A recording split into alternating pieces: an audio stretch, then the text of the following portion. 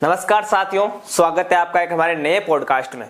आज हमारे चैनल का ये पहला पॉडकास्ट होने वाला है जिसमें एक कहानी हम आपको सुनाएंगे जिसे देखकर शायद आप रो भी दोगे।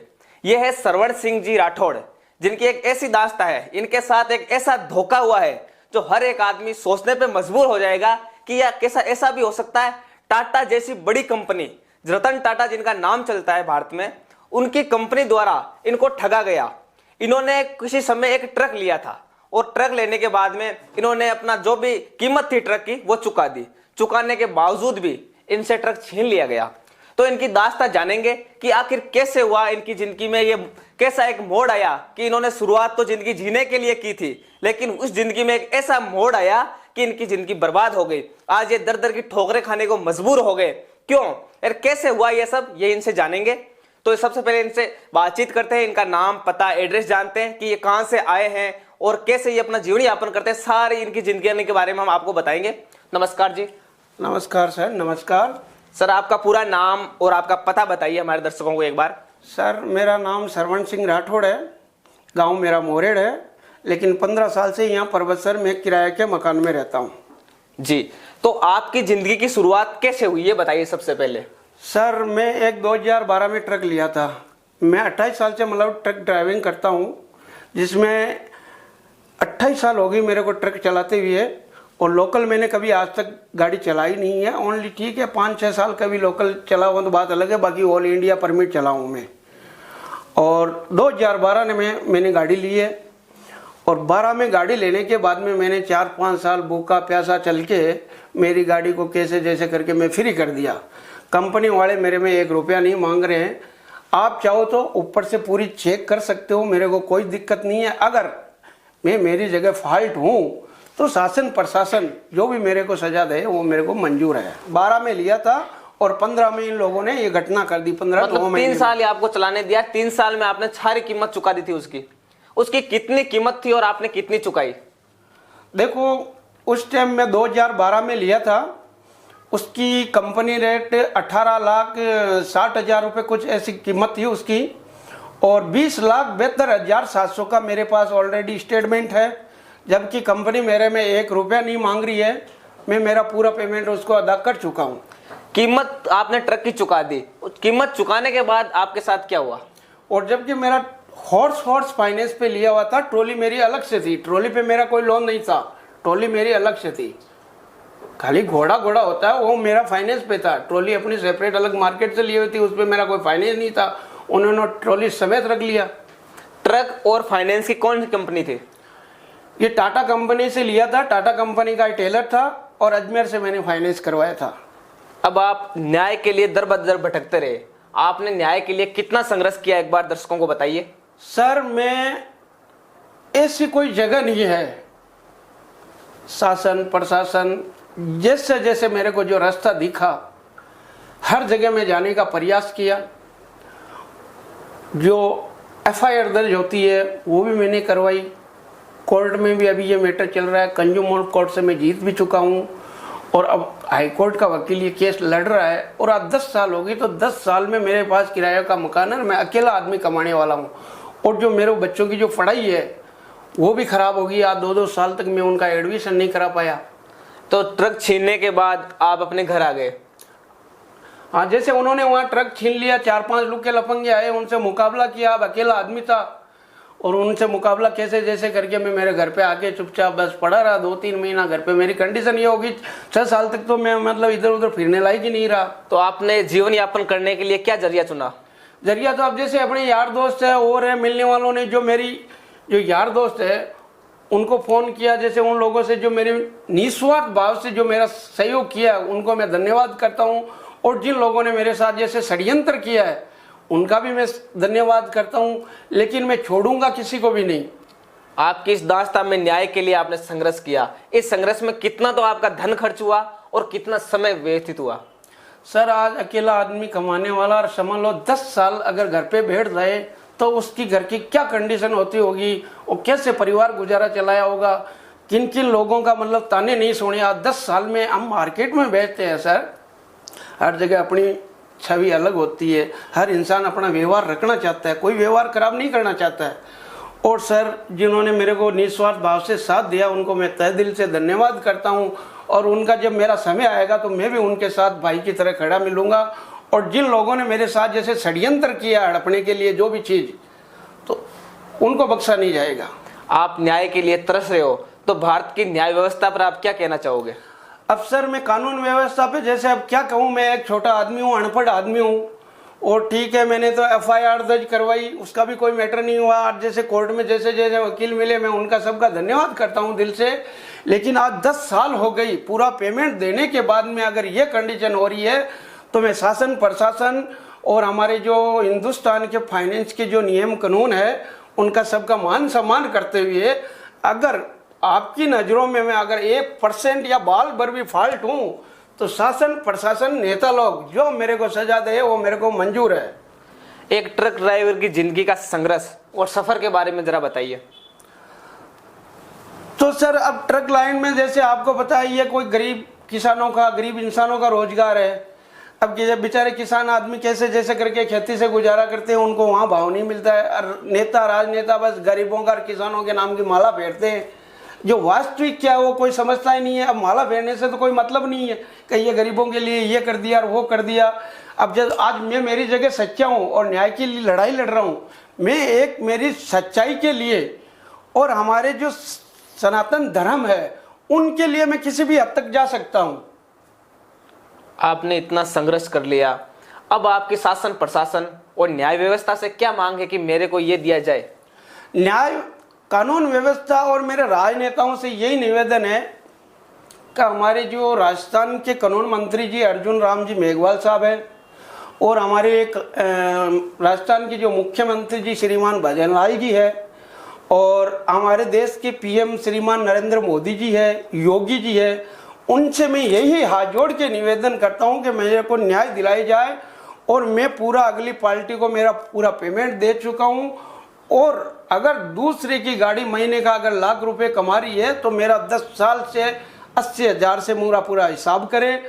और आपकी नज़रों में अगर मैं 1% ही फॉल्ट हूँ तो आप जो मंजूर मेरे को सजा दे वो मेरे को मंजूर है। इस दुख भरी दास्तान में एक कोई ऐसी बात जो आपके मन में छिपी हो और आप अपने ट्रक ड्राइवर भाइयों को बताना चाहते हो कि ऐसी कोई बात हो, तो एक बार बता दीजिए। तो सर ऐसे है कि हम तो एक हमारे भारत के ट्रक ड्राइवर है, और हमारे भारत की जो अर्थव्यवस्था है, जो हमारे भारत की अर्थव्यवस्था आज करीबन 60% हमारे भारत की अर्थव्यवस्था एक ड्राइवर भाइयों से चलती है पूरे हिंदुस्तान की। और हमारे भारत में जो ड्राइवर लोग हैं रात और दिन भूखे और प्यासे, बच्चे से लेके बूढ़ा, हिंदुस्तान में ऐसा कोई नागरिक नहीं होगा जिसकी सेवा में रात और दिन भूखे और प्यासे रोड पे नहीं चलते। और आज की उनके कोई सुनने वाला नहीं है इस भारत में। तो अगर कहे तो किसको कहें? आज जगह जगह नेता लोगों को क्या पता नहीं है आज बॉर्डरों पे नाजायज कितनी लूटाखोस हो रही है। राजनेताओं को क्या पता नहीं है आज RTO लोग। हाँ, अगर ड्राइवरों के पास ऑल इंडिया परमिट है, गाड़ी ओके है, माल ओके है, फिर भी एंट्री के नाम से लूटाखोस क्यों? ठीक है, अब आगे जाओ, अब टोल टैक्सों पे लूटाखोस, बॉर्डर पे लूटाखोस। अगर मैं मेरी जगह सही हूँ, हमारे भारत की जो ड्राइवर लोग हैं आज इतने परेशान है सर। हम कानून के मान सम्मान सब करते हैं, लेकिन जो हमारे भारत के जो ड्राइवर है, ऑल इंडिया परमिट, गाड़ी ओके, माल ओके, फिर भी उनसे लूटाखोस क्यों? फिर भी उनसे लूटाखोस क्यों? आज टोल टैक्सों पे देखो आप जगह जगह मतलब गुंडे लोग हैं।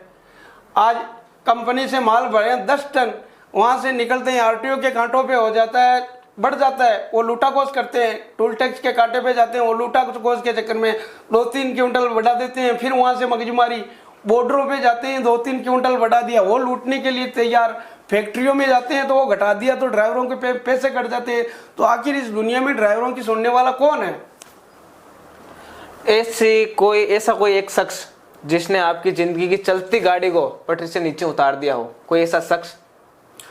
मेरी जिंदगी की पटरी चुनने वाला तो ड्राइवर ही है। जैसे कि हमारे ड्राइवरों में भी अलग अलग खोपड़ियाँ हैं भाई, 5 अंगुली है, कोई सही तो एक होती नहीं है ना।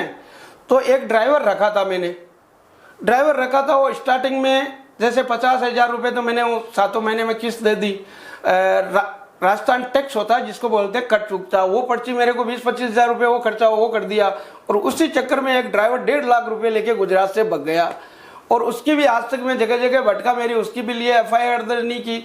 तो फिर मैंने सोचा यार जो भाग ही गया उसके पीछे क्या फिरना है, जब अपना समय आएंगे वो देख लेंगे। स्टार्टिंग मेरी लाइन खराब इन्होंने की है, और जिस आदमी को मैं किस्त देता था उन्होंने की है, क्योंकि मैं पूरा ऑलरेडी पूरा पेमेंट दे चुका हूँ। और उन्हें इन्होंने बताया कि भाई हमारी कंपनी की ये योजना है, स्कीम है, अभी हमारे पास आई हुई है, आप 50,000 रुपये दे दो और आपको NOC मिल जाएगी। और वो शख्स जब गुजरात में गाड़ी खड़ी करवा देता है 2.5 लाख रुपए की, उसी वक्त में टायर डलवा के ले गया हूँ पूरा नया का नया। और महसाणा में जाते ही गाड़ी खड़ी करवा ली, उसी आदमी को मैं फ़ोन करता हूँ तो बोलता है गाड़ी छूटेगी ही नहीं।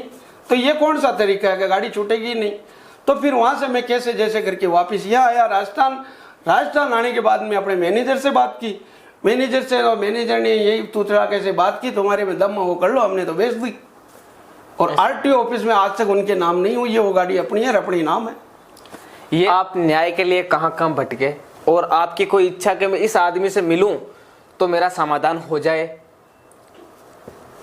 सर देखो, पहले तो मैं मीडिया में आया हूँ, ये एक सच्चाई का मंदिर है, और तो मैं सबसे पहले मेरे इष्ट देव और मेरे गुरुदेव से प्रार्थना करता हूँ कि सर्व मंगल मांगल्ये शिवे साधिके शरण्ये त्र्यंबके गौरी मैया नारायणी नमोस्तुते, नमो नमो विंध्येश्वरी, नमो नमो जगदम्ब, संत जनों के काज में करती नहीं विलम्ब, शरणागत रक्षा करे भक्त रहे निशंक, मैं आया तेरी शरण में मातु लीजिए अंक। मैं सर जैसे मीडिया का सारा इसीलिए लिया हूँ कि जैसे मेरे को यहाँ से सच्चाई का मार्गदर्शन मिल जाए, और मैं 2 मिनट का समय मोदी जी से लेना चाहता हूँ। अगर हो सके मोदी जी मुझे 2 मिनट का समय दे दे मिलने के लिए, तो मैं मोदी जी से मिलना चाहता हूँ। और आज हमारे भारत में ड्राइवरों के साथ क्या हो रहा है, रोडों पे कितना अत्याचार हो रहा है, कितना भ्रष्टाचार हो रहा है, कुछ मेरे ऐसे पर्सनल विषय हैं जिनके लिए मैं मोदी जी से मिलना चाहता हूँ 2 मिनट के लिए। और जब उन लोगों ने मेरे साथ ये गलत काम किया गाड़ी हड़पने वाला, उस टाइम में 8वां 9 महीना का लमसम मैं मोदी जी के से मिलने के लिए दिल्ली गया था। वो भी धोला कुआं से पैदल मेरे पैर काम नहीं कर रहे थे, कैसे जैसे भटकता मैं PM भवन इन गेट पे चला गया।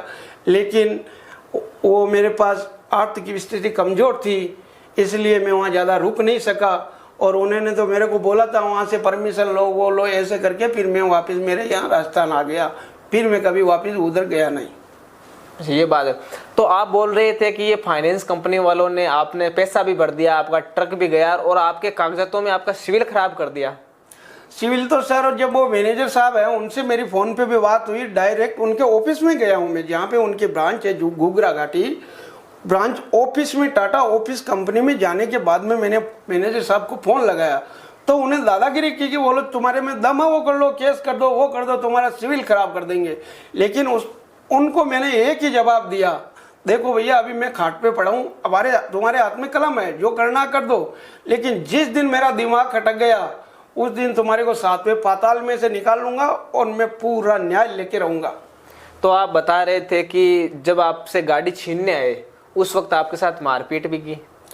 तो सर देखो, हम तो करीबन आज हिंदुस्तान के करीब ड्राइवर लाइन में यही कंडीशन है कि हर ड्राइवर अधिकतर टेलरों में सिंगल ही चलते हैं।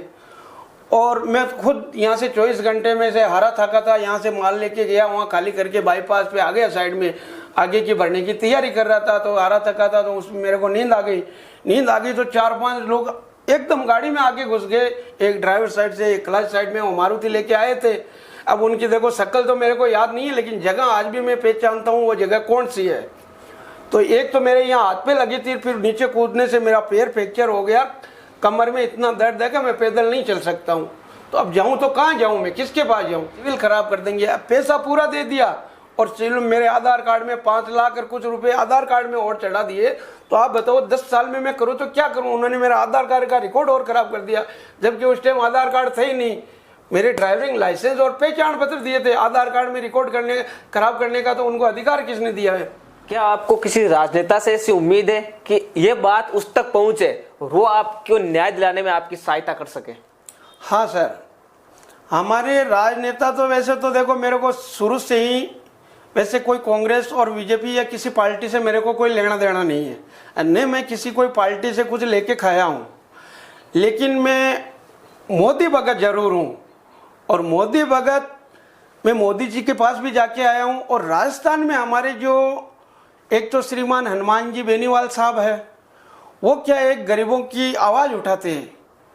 और हमारे प्रिय नेता हनुमान जी बेनीवाल है, गरीबों के न्याय की हक की लड़ाई लड़ने वाले श्रीमान बेनीवाल जी है। और बेनीवाल जी से भी मैं निवेदन करता हूँ, अगर मेरी आवाज़ आप तक पहुँच रही है तो मेरी सच्चाई की लड़ाई में मेरे को साथ दें। अगर आपकी नज़रों में मैं फाल्ट हूँ तो आप सजा दें। और रविंद्र सिंह जी भाटी भी मेरे एक प्रिय नेता है, जो युवा नेता हैं, युवाओं का भविष्य है, उनसे भी मैं हाथ जोड़ के निवेदन करता हूँ, मुझे न्याय दिलाए। आज मैं अकेला आदमी कमाने वाला हूँ और 10 साल से मैं इधर उधर भटक रहा हूँ। और जो इंसान 10 साल अगर घर में बैठ जाए, एक आदमी कमाने वाला हो, तो आप खुद ही सोचो अपने आप पे लेके, तो क्या आप परिवार का गुजारा कैसे करोगे। ये थे सरवण सिंह जी राठौड़, जिनकी ये दास्ता है। इन्होंने अपना जीवन यापन करने के लिए एक ट्रक चुना कि मैं अपने ट्रक चलाऊंगा और अपना जीवन यापन करूंगा। फिर इन्होंने एक टाटा कंपनी का ट्रक लिया, जिसे फाइनेंस करवाया। फाइनेंस करवाने के बाद जैसे इनसे हुआ, धीरे धीरे इन्होंने मेहनत की, मेहनत करके उस ट्रक की सारी किस्तें चुका दी। लेकिन गुजरात का एक मेहसाना जिला पड़ता है, जहां पे इनसे ट्रक छीन लिया गया। ट्रक छीनने के बाद में अब क्या कर सकते हैं, फाइनेंस वाले आते हैं, 10-15 लोग आते हैं, एक ट्रक ड्राइवर अकेला होता है, क्या कर सकता है। तो इन्होंने उनको ट्रक दे दिया और वहां से यहाँ पे आ गए। यहाँ पे आने के बाद में इन्होंने अपने मैनेजर से बात की, तो मैनेजर बोला है जो होता है वो कर लीजिए। कुछ नहीं हुआ, इन्होंने मेहनत की, इन्होंने कानून का सहारा लिया, गलत रास्ता नहीं चुनकर इन्होंने कानून का सहारा लिया। लेकिन इतने साल बीत जाने के बाद न्याय व्यवस्था से इनको एक बार कंज्यूमर कोर्ट में इनको जीत हासिल हुई। उन्होंने इनको 21 लाख रुपए बोले कि 20 से 21 लाख रुपए आपको हो जाएंगे। लेकिन इनका कहना है कि मैंने इतनी कीमत अदा कर दी, उसके बावजूद जो मेरा समय बर्बाद हुआ है उसकी भी तो कीमत दो। आज इतने सालों में लाख रुपए मैं मंथली मान के चलता हूं, तो इतने सालों में मैं कितने रुपए कमा लेता, वो कौन देगा। ऐसे इनके सवाल हैं, इनकी जिंदगी पूरी खराब कर। ज्यादा से ज्यादा शेयर करिए ताकि इनको न्याय मिल सके, क्योंकि ये एक इनकी कहानी नहीं है, इनके जैसे हजारों ट्रक ड्राइवर है जो ऐसी ही जिंदगी से जूझ रहे हैं। क्योंकि बड़ी बड़ी फाइनेंस कंपनियां जो पहले लोन के नाम पे आपको साधन तो दे देती है, लेकिन बाद में धीरे धीरे ब्याज के नाम पर कई ऐसे हजारों हथकंडे अपनाकर आपको बर्बाद करने में लग जाती है। जब आप ऐसा हो जाते हैं कि अब मेरे से कुछ नहीं होता, तो कई लोग आत्महत्या कर लेते हैं। लेकिन इन्होंने वो रास्ता नहीं चुना, इन्होंने अपनी जिंदगी में संघर्ष चुना और एक ही ठान ली मन में कि मैं न्याय लेकर रहूंगा। लेकिन थोड़ी सी गड़बड़ यहाँ पे है कि थोड़ी सी यहाँ पे क्या राजनीति चलती है और न्याय व्यवस्था है वो थोड़ी कमजोर है, कि इतना समय बीत जाने के बाद आज इनकी उम्र निकल गई। शायद ये 2012 की बात कर रहे हैं तो ये जवान होंगे, आज इनका बुढ़ापा आ गया। 13-14 साल हो गए लगभग, आज 13-14 सालों से ये न्याय के लिए जूझ रहे, लेकिन इनको न्याय नहीं मिला। तो ज्यादा से ज्यादा शेयर करिए।